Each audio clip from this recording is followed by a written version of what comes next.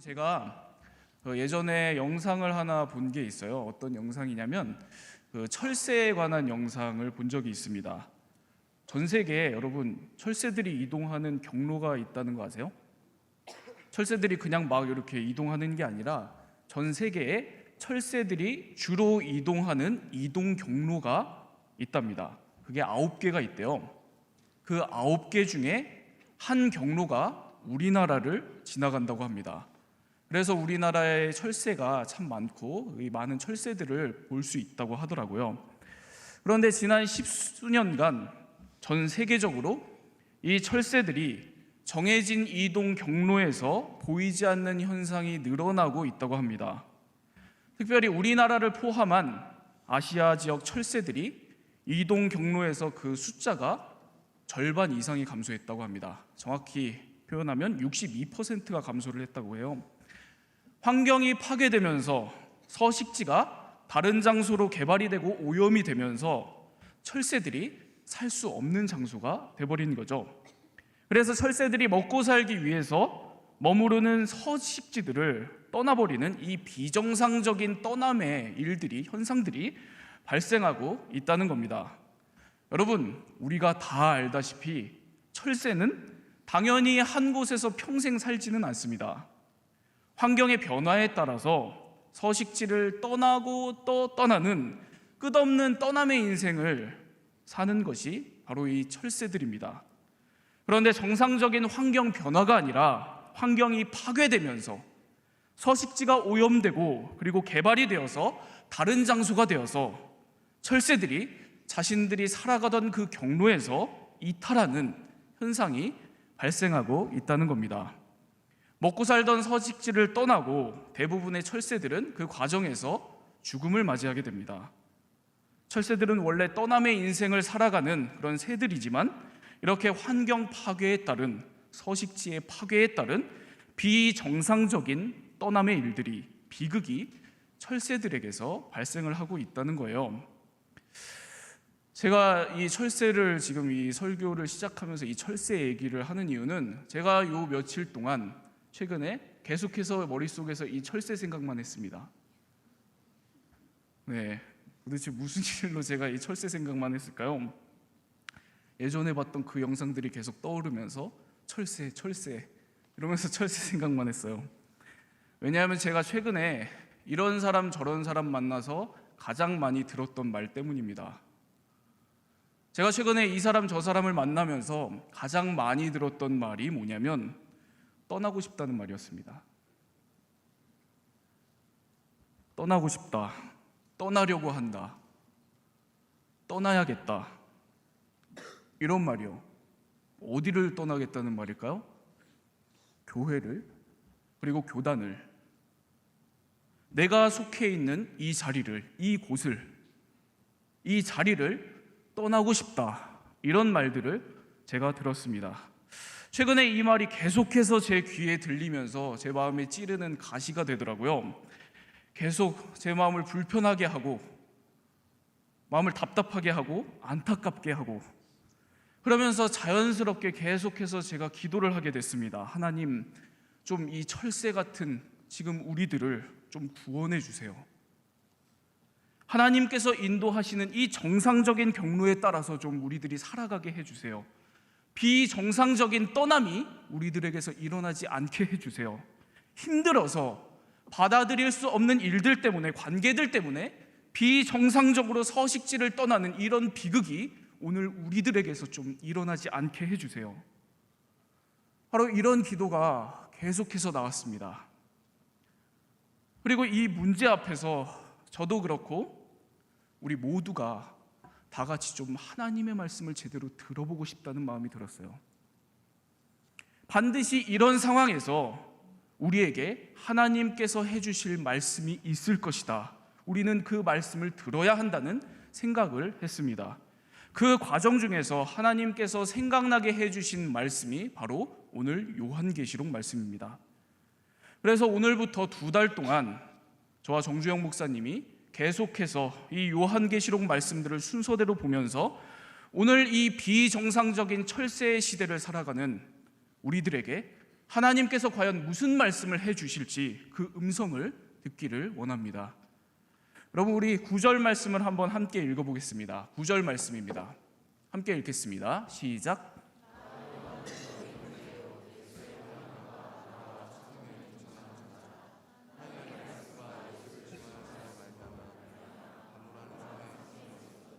아멘.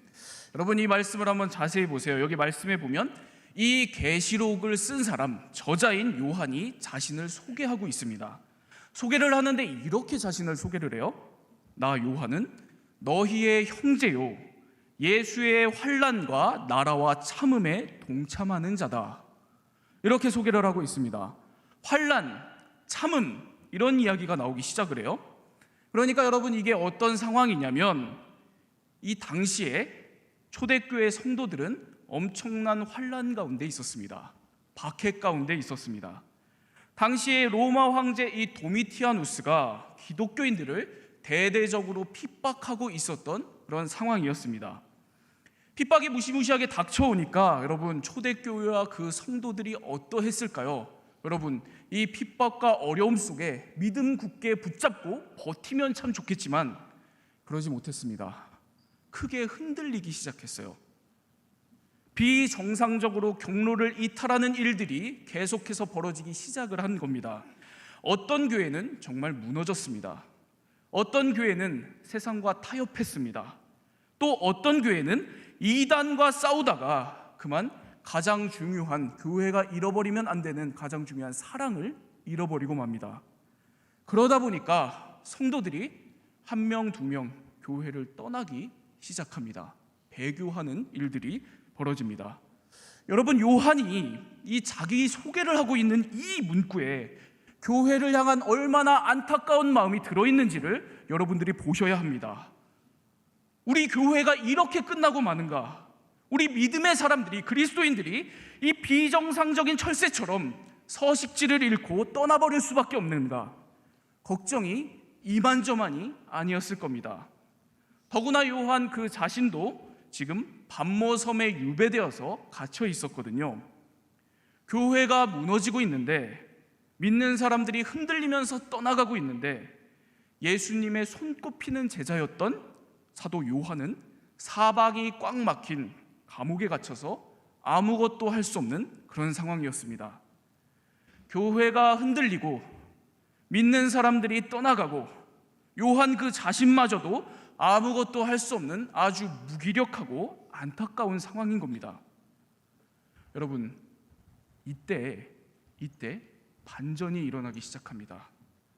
10절을 한번 함께 보겠습니다. 10절 말씀입니다. 함께 읽겠습니다. 시작. 주의 나라에 내가 성령에 감동되어 내 뒤에서 나는 나팔 소리 같은 큰 음성을 들으니. 아멘. 요한이 이렇게 고백을 하고 있죠. 주의 날에 내가 성령에 감동되어, 주의 날에 내가 성령에 감동되어. 이 말을 원어를 제대로 직역을 하면 주의 날에 내가 성령 안에 있게 되어, 이런 말입니다. 여러분 보세요.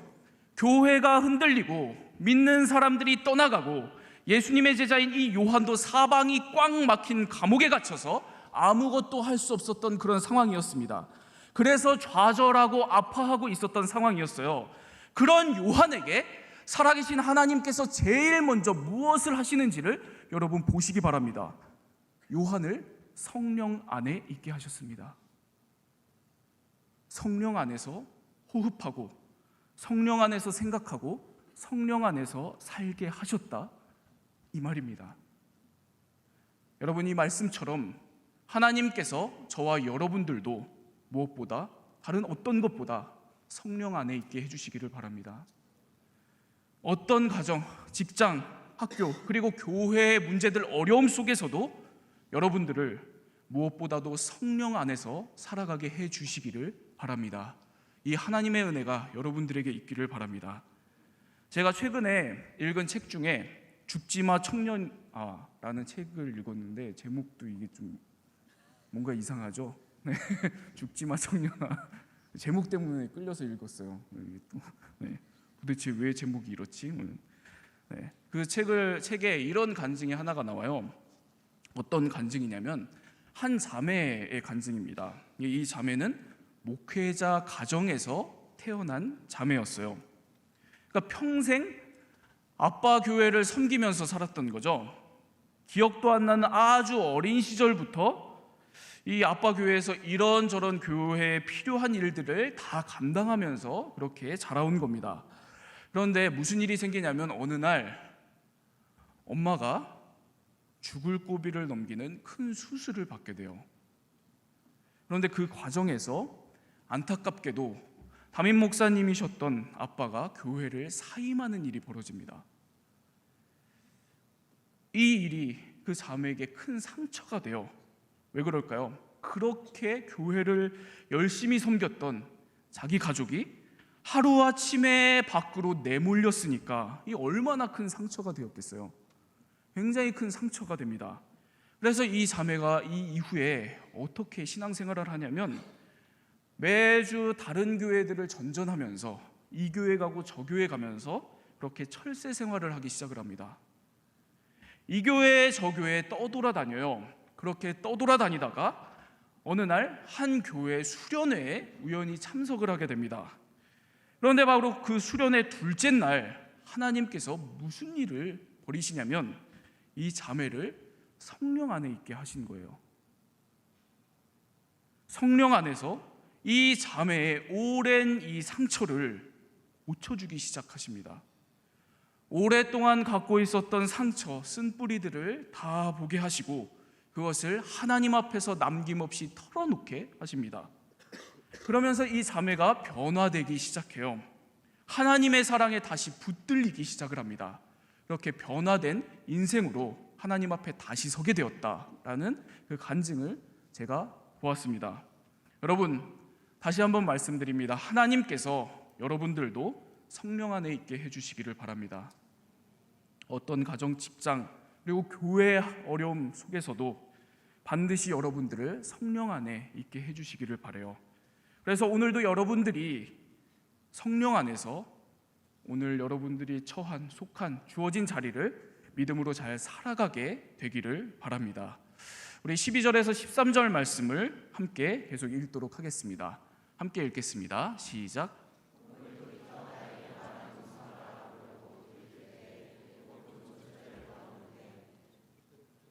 13절 말씀입니다. 아멘. 요한이 하나님의 은혜로 성령 안에 있게 됐습니다. 그런데 바로 그때 놀라운 일을 경험을 하게 돼요.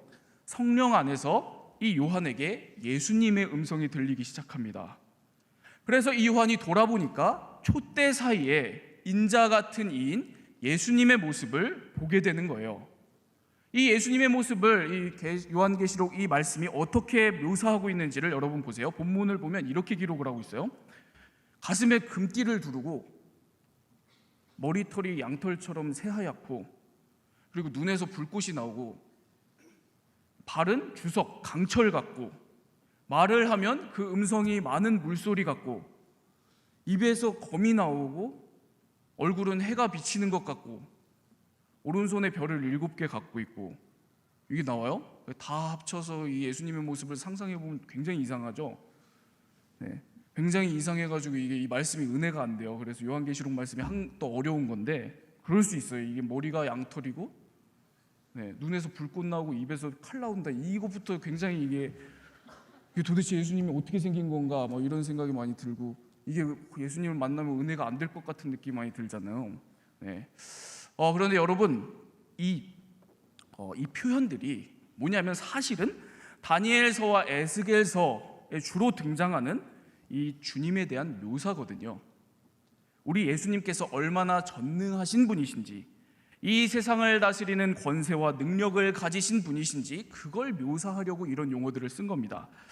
그러니까 여러분 요한이 성령 안에서 예수님을 만났어요. 그런데 어떤 모습의 예수님을 만났냐면 이 세상 만물을 다 다스리시는 권세와 능력의 모습으로 만났다는 겁니다. 그런데 이 전능하신 예수님이 어디에 계시는 걸 봤어요? 어디에 계시는 걸 봤냐면 요한은 이 전능하신 예수님께서 촛대 사이에 있는 것을 보았다고 기록을 하고 있습니다. 오늘 본문 마지막 절 20절에 의하면 촛대는 교회를 의미합니다. 촛대는 교회요. 그러니까 요한은 성령 안에서 뭘 봤냐면 교회들 사이에 계신 전능하신 예수님을 보았다고 기록하고 있는 겁니다. 여러분, 요한이 촛대 이미지로 보고 있는 이 교회들은 정상적인 교회가 아니었습니다. 핍박 때문에 넘어지는 교회였습니다. 그리고 유혹 때문에 흔들렸던 교회들이었어요. 어떤 교회는 무너지고, 어떤 교회는 세상과 타협을 했고, 그리고 어떤 교회는 이단과 싸우다가 사랑을 잃어버렸다고 제가 말씀을 드렸습니다. 바로 이런 교회들을 요한이 보고 있었던 겁니다. 그런데 요한이 이런 교회들 사이에 살아계신 주님께서 계신 것을 봤다는 거예요. 교회가 흔들리고 믿는 사람들이 떠나가고 좌절하고 아파하는 이 상황에 여러분, 반드시 명심할 것은 살아계신 예수님께서 그런 우리들의 자리에, 우리들의 교회 공동체에 그래도 함께 계시다는 것입니다. 흔들리지 않는, 온 세상을 다스리시는, 온 만물을 다스리시는 이 예수님께서 그래도 우리들을 다스리신다는 겁니다. 이 사실을 믿음으로 오늘도 보고 붙드는 저와 여러분들이 되기를 바랍니다. 스캇 팩이라고 하는 사람의 이 평화 만들기라고 하는 책을 보면 재미있는 얘기가 하나가 나와요. 재미있는 얘기들은 제가 꼭 기억해 두거든요. 네, 무슨 얘기냐면 이 문제가 있어가지고 망해가는 수도원이 등장을 해요. 네, 흥미롭죠 벌써. 문제가 있어서 망해가는 수도원이 등장을 하거든요. 사람들이 다 수도원을 떠난 거예요. 이 수도원 은혜가 안 된다 그러면서 다 떠난 거예요. 그리고 남은 사람이 5명의 늙은 수도사들만 남습니다. 평균 연령 70세 이상의 이 늙은 수도사분들만이 남아요. 처량하게 그 수도원 지키고 계시는 거죠. 그런데 어느 날 이 수도원에 랍비 한 명이 방문을 합니다. 이 5명의 수도사가 이 랍비에게 이렇게 물어봐요. 선생님, 어떻게 하면 우리 수도원이 망하지 않을 수 있을까요? 이렇게 물어봅니다. 이 질문에 이 랍비가 이렇게 대답을 해요. 어떻게 대답을 하냐면 이 수도원은 망하지 않습니다. 왜냐하면 여러분 5명 중에 메시아가 있습니다. 이 세상을 구원할 메시아가 여러분 5명 중에 있습니다. 이렇게 얘기하고 후련히 가버렸어요. 네. 그리고 나서 무슨 일이 생겼을까요? 어떻게 됐을까요? 이 수도사 5명이 자꾸 그 랍비의 말이 생각나는 거예요.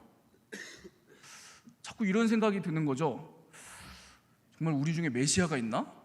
메시아가 정말 있다면 누가 메시아지?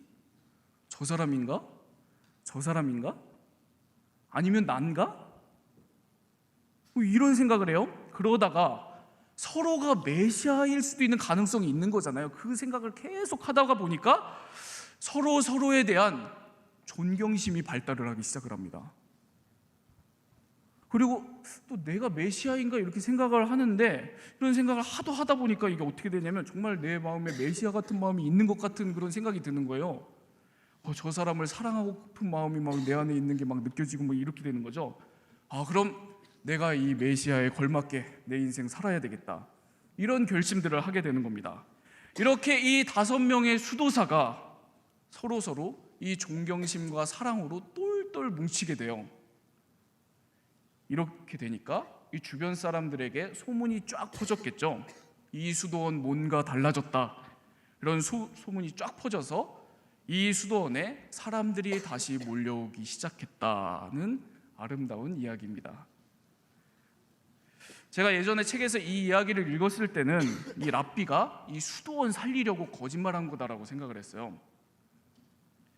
하얀 거짓말을 한 거죠. 여러분 중에 메시아가 있습니다. 뭐 이렇게 하면서요. 그런데 제가 오늘 이 설교를 준비하면서 이 이야기를 떠올리면서 다시 생각을 해보니까 좀 다르게 생각을 하게 됐습니다. 정말로 그 랍비가 실제로 믿음의 눈으로 봤을 수도 있겠구나. 이 망해가는 수도원에 늙은 수도사 5명 사이에 살아계신 주님께서 정말 함께하고 계시는 것을 믿음으로 봤을 수도 있겠구나 라는 생각이 들었습니다. 그래서 이 랍비가 이 늙은 수도사들에게 그 믿음의 눈을 열어주기 위해서 그렇게 말했겠구나라는 생각을 하게 됐어요. 사랑하는 여러분, 하나님께서 오늘 우리들에게도 반드시 함께하고 계시다는 것을 기억하시기 바랍니다. 교회가 흔들리고 믿는 사람들이 떠나가고 좌절하고 아파하는 이런 상황에 여러분 반드시 명심할 것은 이런 어려운 현실일지라도 살아계신 예수님께서는 우리들의 이 교회, 이 공동체, 이 자리에 그래도 함께 계십니다. 흔들리지 않는 전능하신 하나님께서 다스리고 계십니다. 이 사실을 믿음으로 붙잡는 여러분들이 되기를 바랍니다.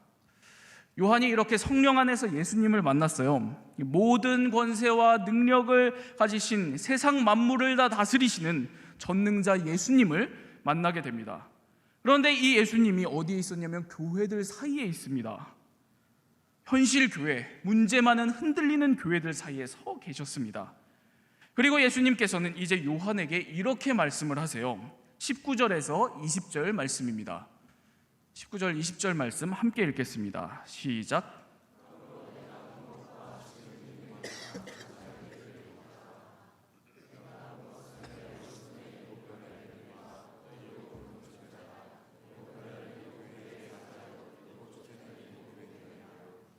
아멘.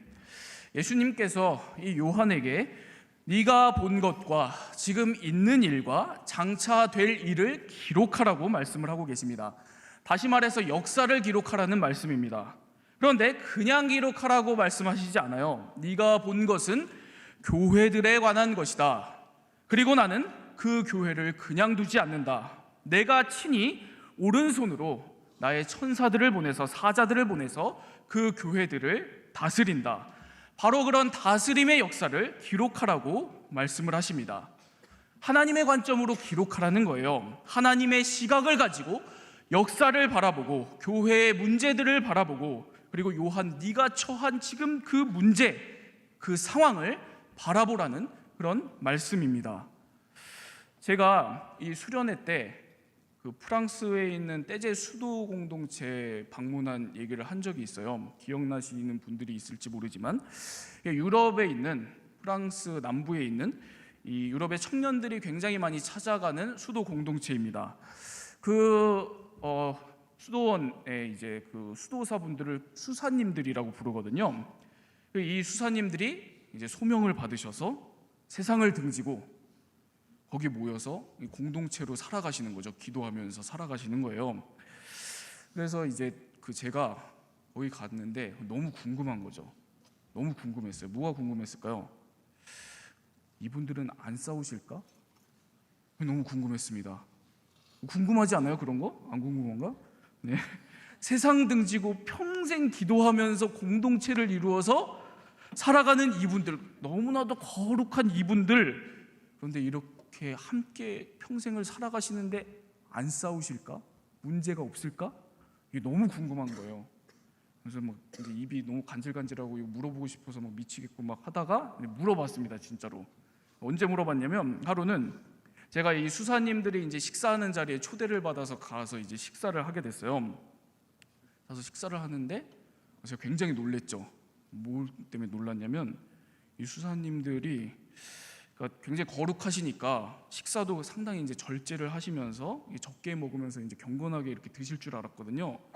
근데 엄청 드시더라고요. 거기에서 제가 놀라면서 위로를 많이 받았는데, 네. 특히 고기를 한 분이 막 스테이크 이만한 거를 막 그 고기를 어디서 났는지도 모르겠는데 이만한 거를 막 그 모습에서 제가 위로를 많이 받았습니다. 아, 그렇구나. 네. 아무튼 그날 제가 앉은 자리 바로 옆에 그 공동체에서 가장 연로하신 분들 중에 한 분이었던 이 폴란드 출신의 할아버지 수사님이 앉아 계셨어요. 그래서 제가 그분에게 너무 궁금했던 이 질문을 했죠. 수사님, 제가 질문이 하나 있습니다. 수사님들 이렇게 모든 걸 공유하면서 사시는데, 함께 사시는데 수사님들은 안 싸우시나요? 이 질문을 드렸습니다. 뭐라고 대답하셨을까요? 이 질문에 그 폴란드 수사님이 이렇게 대답을 하시더라고요. 자신들도 싸운대요. 네, 자신들도 싸운답니다. 매번 싸운대요. 뭐 할 때마다. 자신들에게도 문제가 있다는 거예요. 싸우고 서로 감정이 상할 때가 있다는 겁니다. 그 얘기를 하시더라고요. 그런데 그분이 그 얘기에서 끝난 게 아니라 그 다음에 저한테 이런 말씀을 해주셨어요. 그런데 언젠가 자신들이 이 문제를 하나님의 시각으로 보게 되는 경험을 했다는 거예요. 매번 싸웠는데, 그런데 언젠가 한 번은 그럴 때 하나님께서 그런 자신들을 한 공동체로 새롭게 부활시켜 주시는구나, 이런 어려움들을 겪으면서 우리를 또 한 번 새롭게 해주시는 거구나 라는 이런 은혜를, 이런 십자가와 부활의 개념을 이 공동체로 생각하는 은혜를 경험하게 됐다는 거예요. 이게 무슨 얘기일까요, 여러분? 여러분, 우리의 복음이 이렇게 우리가 생각을 하잖아요. 우리 한 사람에게 보통 적용해서 생각을 합니다. 나 한 사람이 죄인이고 늘 문제가 많지만, 그렇지만 하나님께서 그런 우리들을 매일 매 순간 십자가와 부활을 통해서 새 사람 만들어가 주시죠. 그렇게 우리를 새로운 사람으로, 하나님의 사람으로 만들어가 주시는 인생을 우리가 살아가고 있습니다. 그것처럼 공동체도 마찬가지라는 겁니다. 교회도 마찬가지라는 거예요. 교회도 늘 어려움이 있는데, 늘 문제가 있는데, 하나님께서 그런 교회를 내버려 두시는 게 아니라 하나님께서 그런 교회들을 십자가와 부활을 통해서 끊임없이 새롭게 만들어 가신다는 겁니다. 하나님의 새로운 공동체로 만들어 가신다는 거예요. 바로 그러한 하나님의 시각을 자신들이 갖게 되었고, 지금도 그것을 믿고 매번 자신들도 싸우지만 또 한 번 주님의 부활의 은혜로 새로워질 것을 기대하며 그 소망을 품고 자신들이 함께 살아간다고 저에게 그렇게 말씀을 해주셨습니다. 사랑하는 여러분, 비정상적인 철새의 시대를 살아가는 저와 여러분들에게 이와 같은 하나님의 은혜가 있기를 바랍니다.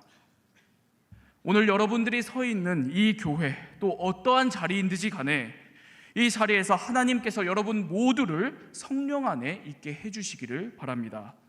그리고 보게 해주시기를 바라요. 이 어려운 오늘날 교회의 현실들 가운데에서 살아계신 예수님께서 여러분들과 함께하고 계시다는 것을 여러분들의 눈을 열어서 다 보게 해주시기를 바랍니다. 믿게 해주시기를 바라요. 그리고 저와 여러분들의 눈을 열어서 하나님의 시각과 관점을 회복시켜 주시기를 바랍니다. 그래서 지금도 우리 교회의 문제, 우리 삶의 문제, 이 모든 문제들, 역사의 모든 문제들, 지금도 살아 역사하시는 하나님의 시각으로 보게 해주시기를 바랍니다. 하나님이 그렇게 저와 여러분들을 굳건히 붙잡아 주시기를 바라요. 그 붙드시는 손을 의지해서 오늘 우리에게 주어진 이 상황을, 이 철새와 같은 어려움을 겪는 오늘 우리들의 상황을 잘 이겨내며 우리들이 살아갈 수 있도록, 믿음 가지고 살아갈 수 있도록 해 주시기를 바랍니다. 우리 오늘 함께 나눈 이 말씀 가지고 찬양하고 또 함께 기도하도록 하겠습니다. 하나님 아버지, 하나님, 오늘 우리들이 흔들리는 교회의 현실들 가운데에서 살아가고 있습니다. 신앙생활하고 있습니다. 하나님, 이러한 가운데에서 우리들이 변치 않게 하여 주시옵소서. 흔들리지 않게 하여 주시옵소서. 하나님, 무엇보다도 주님을 향한 그 믿음, 이 믿음 흔들리지 않고 변치 않게 하여 주시옵소서. 늘 우리들이 성령 안에 있게 하여 주시옵소서. 하나님, 늘 우리들이 우리 현실의 문제들 가운데 서 계시는, 함께하고 계시는 주님을 믿음의 눈으로 바라보게 하여 주시옵소서. 그리고 우리의 눈을 열어주셔서, 영적인 눈을 열어주셔서 하나님의 시선을 가지고, 하나님의 관점을 가지고 오늘 우리들이 부딪히는 모든 현실의 문제들, 어려움들을 바라보게 하시고 주님께서 끝내 우리를 다스리실 것이라는 믿음 가지고 살아가는 우리 모두가 되게 하여 주시옵소서. 지금도 비록 현실이 어렵지만, 문제가 있지만, 그러나 이 현실이 전부가 아니라 이 현실 너머에, 이 현실 위에 살아계신 주님께서 우리 모두를 다스리고 계시다는 믿음 가지고 우리 모두가 살아가게 하여 주시옵소서. 하나님께서 우리의 참 주인이십니다. 우리 이 청년교회의 주인이십니다. 우리를 다스려 주시고 우리를 인도하여 주시옵소서. 이제는 우리 주 예수 그리스도의 은혜와 하나님의 극진하신 사랑과 성령의 보호하심, 인도하심의 역사가 다시 한번 흔들리지 않고 믿음을 붙잡고 살아가기로 결단한 여기에 모인 우리 모두의 머리 위에, 삶 위에, 그리고 신앙 위에 이제로부터 영원토록 함께하여 주시기를 간절히 축원하옵나이다. 아멘.